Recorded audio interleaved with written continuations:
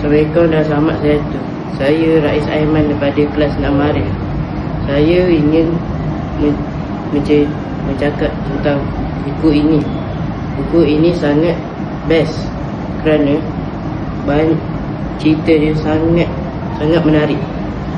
Cerita dia pasal tentang Bimbo, iaitu robot lebah. Robot itu dia duduk di hutan, yang dia duduk dengan kawan-kawan dia. Dia dapat berita tentang ibu bapa dia hidup lagi. Lepas tu Bimbo yang robot lebah tu, dia ingin mencari ibu bapa dia. Dia Honey Hill itu dia diawas oleh burung helang. Burung helang itu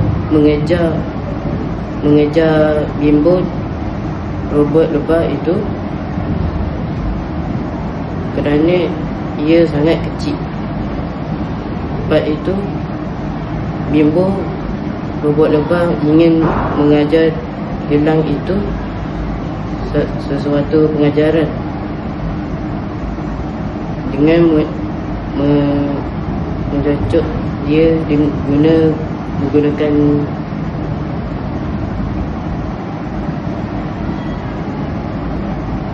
lepas tu Bimbo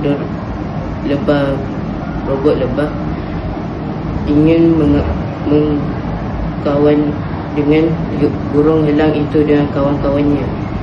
Selepas itu Bimbo dapat menjumpai ibu bapanya di Honey Hill. Itu saja untuk hari ini. Terima kasih.